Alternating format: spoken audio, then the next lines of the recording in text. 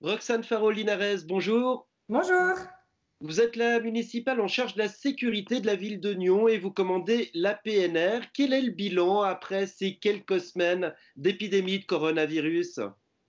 Écoutez, le bilan, c'est un certain nombre d'amendes d'ordre, hein, parce que une certaine partie de la population, mais une minorité, je tiens à le préciser, ne respecte pas les règles édictées par la Confédération et le canton, c'est-à-dire la distance sociale et le nombre de personnes dans l'espace public. Et c'est vrai que pour la police de la région de Nyon, c'est un travail assez ardu, hein, pour les policiers, pas toujours très agréable de venir rappeler ces règles aux gens.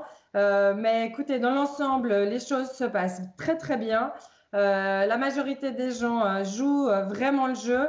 Et d'ailleurs, la municipalité les remercie. Elle leur demande instamment de continuer pour les jours à venir. On est à la veille du week-end pascal, la météo s'annonce très radieuse, près de 23 degrés. J'imagine que vous avez quelques craintes que les gens ne respectent pas le confinement demandé. Alors effectivement, les craintes sont là, mais on a essayé de travailler en amont. Et tant la police de la région de Nyon, associée au service de l'enfance, du logement et de la cohésion sociale, et du service sport, manifestation et maintenance, ont préparé tout un programme de prévention pour ces prochains jours. On aura des collaborateurs de ces services dans l'espace public qui seront là avec le sourire pour rappeler les règles aux citoyens et aux citoyennes. Alors une campagne de prévention, mais couplée à une campagne aussi de répression. Oui, évidemment, une fois que le jeu n'est pas rempli, j'ai envie de dire, alors nous passons à cette phase répressive, effectivement, donc amende d'ordre. Et puis, si quelqu'un a tendance à se faire contrôler trop souvent sans respect des règles, alors dénonciation au préfet. Une amende d'ordre, une amende de quel montant? Qu'est-ce qu'on risque réellement quand on est dehors avec plus que 5 personnes sans respecter les distances sociales? Alors, c'est 100 francs par personne du groupe qui ne respecte pas le nombre de participants. La ville de Nyon a aussi mis en place des mesures d'accompagnement et ça passe notamment par la signalisation des feux qui sera réglée sur Orange. Pourquoi avoir pris cette mesure? Alors, c'est pas tous les carrefours qui vont passer au clignotant, mais on a souhaité trouver des moyens pour que les gens n'aient pas à attendre, à pousser, à toucher le bouton poussoir, ou qu'on ait des regroupements de piétons qui attendent le passage au vert pour eux. Donc, tous les carrefours où on avait la possibilité technique de les mettre au clignotant, alors c'est chose faite. Après, on a des grands axes comme la route de Divonne où c'est malheureusement pas possible pour des questions de sécurité puisqu'il n'y a pas deux voies mais trois voies à franchir pour le piéton.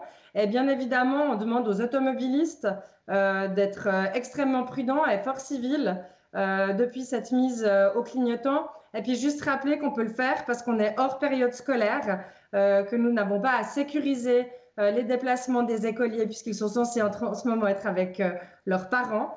Donc voilà, on en profite pour le faire actuellement. Vous faites partie de la cellule de crise de la ville de Nyon.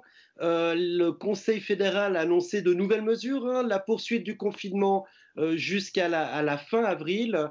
Est-ce que ça va changer quelque chose dans le fonctionnement de la ville pour ce mois, finalement ces semaines encore à venir? Non, alors écoutez, à l'heure actuelle, la ville fonctionne convenablement. Les plans de continuité sont en place et sont en œuvre. Donc, une fois de plus, hein, on remercie vraiment chaleureusement tous nos collaborateurs. Les prestations indispensables sont délivrées. Et puis, de notre côté, la municipalité, et notamment la cellule de crise, essaye d'avoir une approche positive de la situation dans laquelle nous vivons. Nous pourrions évidemment décider de clôturer tous les parcs et tous les aires de loisirs. On a décidé de faire confiance aux citoyens d'honneur, de faire confiance à leurs responsabilités individuelles. Et voilà, donc le message tant de ma part que de l'ensemble de la municipalité avant ce week-end, c'est on vous fait confiance, on va tenir bon et voilà, le plus possible, restez chez vous.